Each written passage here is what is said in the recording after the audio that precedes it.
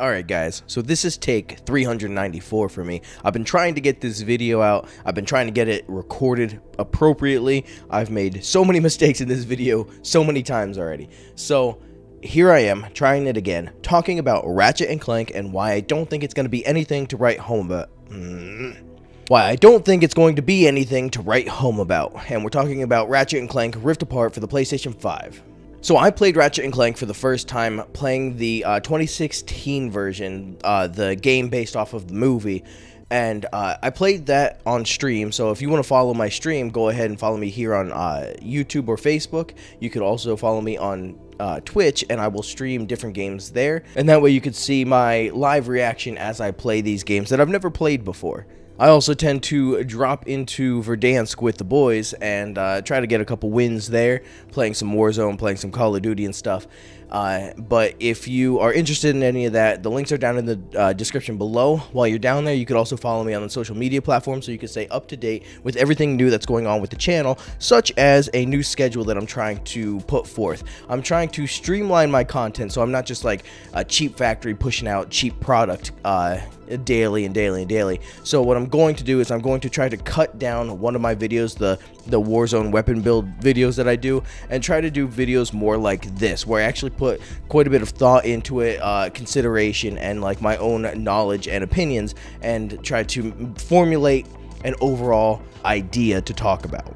So if you want to stay up to date with all of that, get the official schedule, you can follow me on Facebook, Instagram, and Twitter. But without further ado, let's get into the video.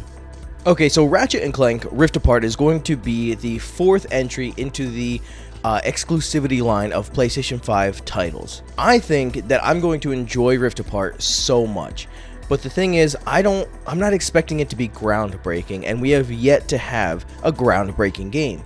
There are games that definitely shine, and I would say that the one that shines brightest is Demon's Souls because of how nice it looks, how pretty it is, but it is a remaster of an old game that, while I said yes, it does look gorgeous, it looks great, not a lot of people are actually going to be able to have the chance to play it, and if they do, they're not going to be able to beat it. Now, I know for a fact I will never spend $70 on a title that I will not even get through the first boss with. So I know I'm well aware of my capabilities, and Demon's Souls is above that. So I have no reason to pick that game up, so I don't get to experience the graphical fidelity that it has. Then I would say the best overall PlayStation 5 exclusive is Astro's Playroom. Now, people view this as just a tech demo for the PlayStation 5 and the DualSense controller, but in reality, it is actually its own game. It's just very, very, very short, and I wish that they would actually make a new game bigger or expand on this one. But it really utilizes the DualSense controller to its fullest potential, and it is absolutely amazing. Then the other PlayStation 5 exclusive is Destruction All-Stars, and it was a big letdown. I don't think it would have been worth $70 to begin with, but even though I got it for free, I still don't play it. It doesn't have enough content. It doesn't have enough meat and potatoes in the game to convince me to play it. There's a lot more that I could be doing on Call of Duty, on Horizon Zero Dawn. I got to play through that still. I had to play through Ratchet and Clank. I have a bunch of stuff on my backlog. It's not worth playing Destruction All-Stars unless they added a lot more content, more game modes. So that brings us to number 4, the fourth entry, like I said before, to the PlayStation 5 exclusivity line. And Ratchet and Clank Rift Apart, everybody's sitting here waiting. We have these consoles. They're sitting on our TV stands. They're sitting on our desks. We're waiting to utilize these to their fullest potential. And for the most part, the Xbox Series X is waiting on, let's say, the new Fable game, the new Senua game, or the biggest one is obviously Halo Infinite. And then the PlayStation 5, we're waiting on Horizon Forbidden West, we're waiting on God of War, maybe a sequel to Ghost of Tsushima. But the thing is, those games are far away. So that's why I think that Ratchet and Clank is going to kind of fall short to expectations. Everybody's expecting these new PlayStation exclusive games for the next gen console to be groundbreaking, and I don't think it will be.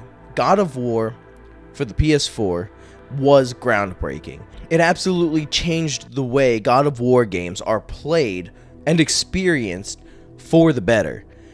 But I don't think Ratchet and Clank can do that, nor should they. The Ratchet and Clank games they have so much character. And yeah, I know I said I only played one game, but I watched gameplay footage of the previous entries in the series, and it just has its own character. It has its own take on video games, on these action-adventure video games, and it's unique, and it's fun. It's really fun, and I don't think that they should change the way all of that comes together to create a Ratchet and Clank game.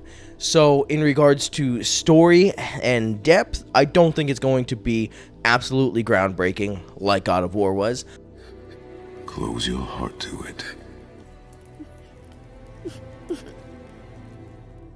When it comes to graphical fidelity, you compare the graphics to like, let's say Ratchet and Clank Rift Apart. You could watch the trailer. It doesn't look as pretty or as good as Demon Souls for one, but that's a next gen title. So let's even go back to Ghost of Tsushima. It doesn't look as good as Ghost. It doesn't look as good as God of War or Horizon Zero Dawn.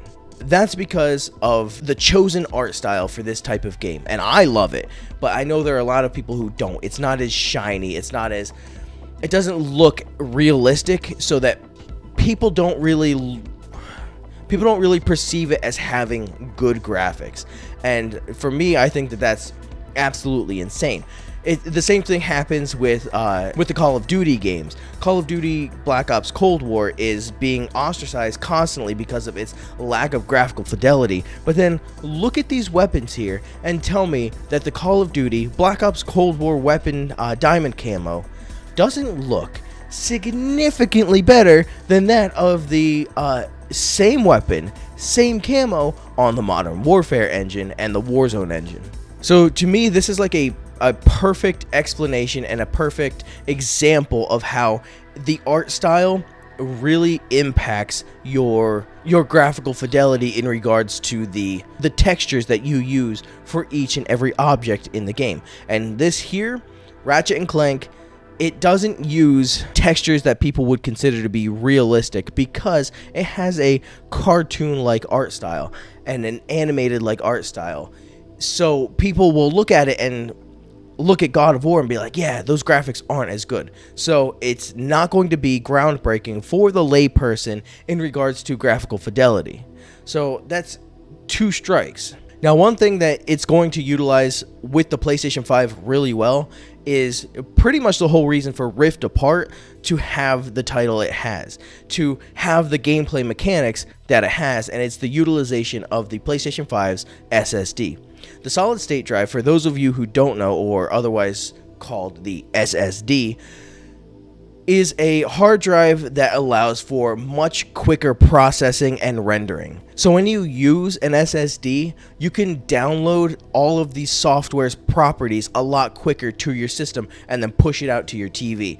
So you can have higher detailed textures rendered faster than what the PS4 could do. You could have a higher frame rate than what the PS4 could do. There are so many different things that you can do with the SSD that you couldn't do with the normal hard drives that the PS4 had. So Rift Apart utilizes that SSD by letting you automatically transport through dimensions just by pointing at a tear in the dimension and shooting yourself through it. In the Ratchet and Clank 2016 game, what you did was you went to your ship, you selected what planet you were going to, and then when you selected that, a loading screen popped up. You watch the trailer, there are no loading screens in Rift Apart from what you can see. You just kind of point, like I said, you point to the rift that you're going through and bam, you're there. So, even though a lot of people aren't actually going to be able to pick up on the utilization of the SSD, that there is actually groundbreaking for the game. But it's such a behind the scenes effort that was put into this game that most people aren't going to realize. They're just gonna be like, oh, there's a thing, I'm gonna go through it, whatever. They don't realize the type of power, the computing power that your PlayStation 5 has to do to get you there. Now, I said 2 strikes for it not being groundbreaking, but in reality it's 3 because I mentioned the narrative and the lack of ability to actually tell a deep and compelling story through characters like Ratchet and Clank. And usually this is a very comical and fun, light-hearted game that you can play. It's not going to be deep like God of War was. It's not going to be deep like a lot of these stories have been. Ghost of Tsushima, man, that one was really deep. So it's actually strike 3 on the ability for Rift Apart to be groundbreaking. And this is just my opinion. It might actually be able to do those things that I'm saying that they won't be able to or shouldn't. So let's move on to the final thing, and that is the DualSense.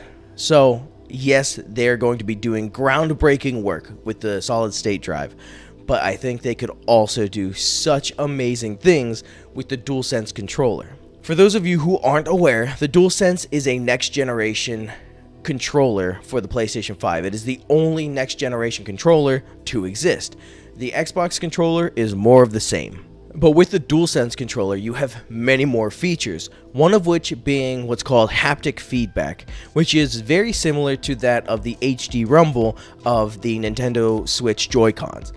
So what it does is it tries to accurately depict sensation throughout vibration. To explain that a little bit more clearly, it's pretty much that if your character is walking on glass, you can feel the vibration in the DualSense that'll feel like you walking on glass, versus if your character's walking in sand, it'll have a more crunchy feeling in sand, like sinking, and the DualSense will change its vibration pattern to try to simulate that type of texture, I should say.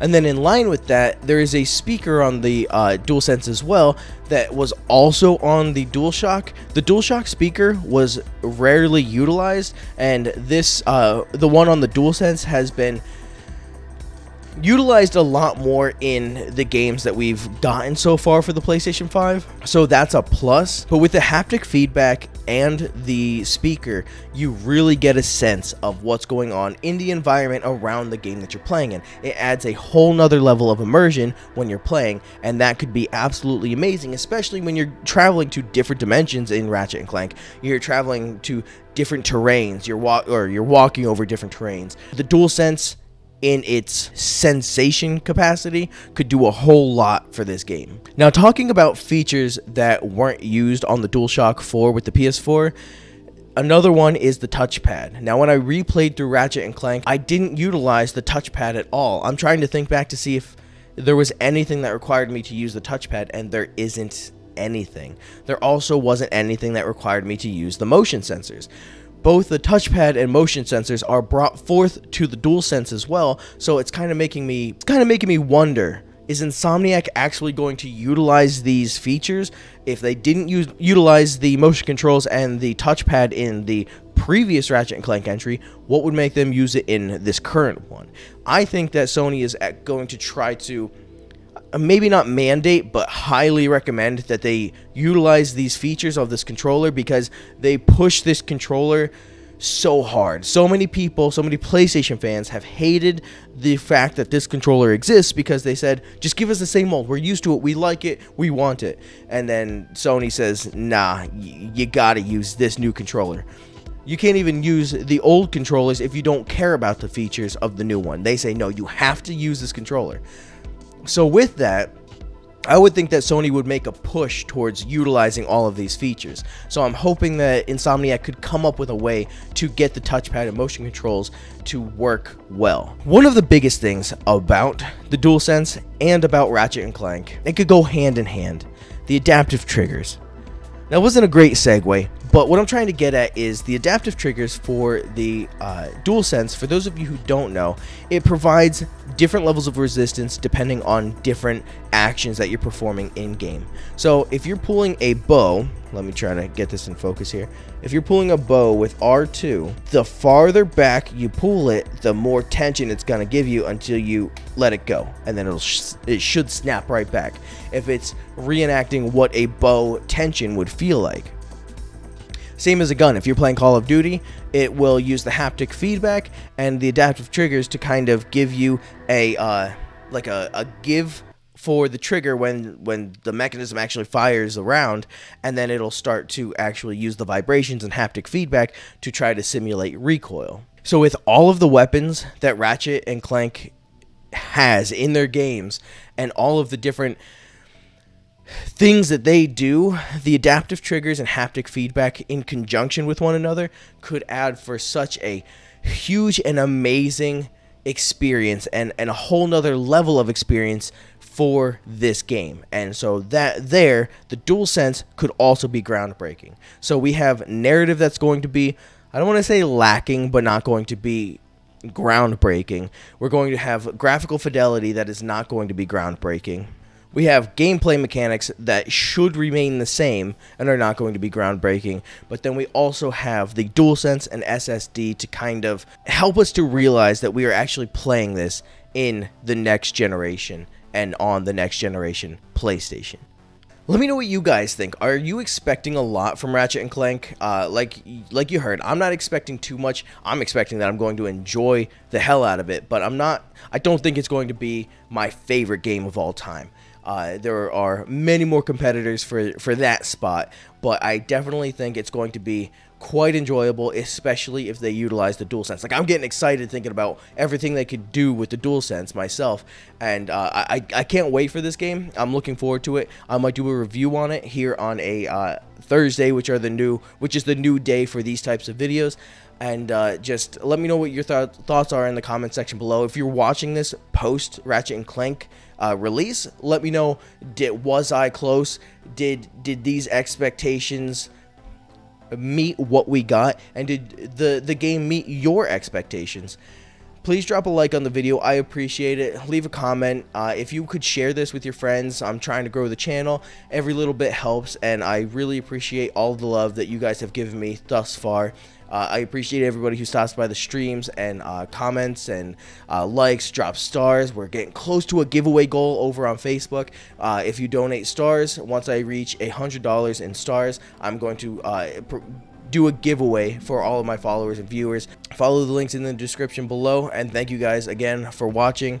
And remember, enjoy the little things in life.